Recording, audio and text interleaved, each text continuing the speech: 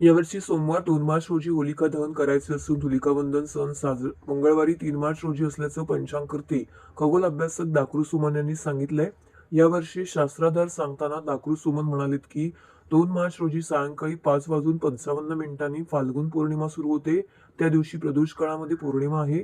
तसेच मंगळवार 3 मार्च रोजी ग्रस्तोदित चंद्रग्रहण आहे। त्यामुळे धर्मसिंधूत सांगितल्याप्रमाणे पूर्व दिवशी म्हणजे सोमवारी 2 मार्च रोजी होलिका दहन करावे आणि 2 मार्च रोजी सूर्यास्तानंतर प्रदोष काळात भद्र कालातही होलिका दहन करता येते, हेही दाकृ सुमन यांनी स्पष्ट केले आहे।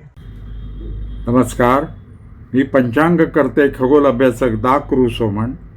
यावर्षी होळी कधी साजरी करायची याविषयी लोकांमध्ये संभ्रम निर्माण झालेला आहे। काही प्रसार माध्यमांनी चुकीच्या बातम्या दिलेल्या आहेत। धर्मसिंधू ग्रंथामध्ये याविषयी योग्य मार्गदर्शन केलेलं आहे आणि त्याचप्रमाणे सोमवारी 2 मार्च रोजी सायंकाळी 5:56 फाल्गुन पौर्णिमा सुरू होते।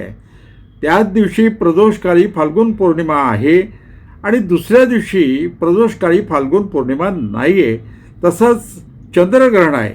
त्यामुळे सोमवारी 2 मार्च रोजी सायंकाळी सूर्यास्तानंतरच होळी प्रदीपन करायचं आहे, होळी प्रज्वलित करायची आहे।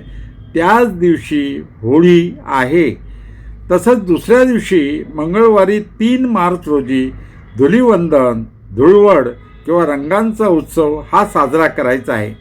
जरी त्या दिवशी चंद्रग्रहण असलं आणि चंद्रग्रहणाचा वेध सूर्योदयापासून सुरू होत असला तरीही धुळवड, धुलिवंदन किंवा रंगांचा उत्सव साजरा करायला हरकत नाही आणि त्याप्रमाणे आपण सर्वजणांनी होळी प्रदीपन सोमवारी 2 मार्चला करायचं आहे आणि धुलिवंदन, धुळवड, रंगांचा उत्सव हा मंगळवारी 3 मार्च रोजी साजरा करायचा आहे।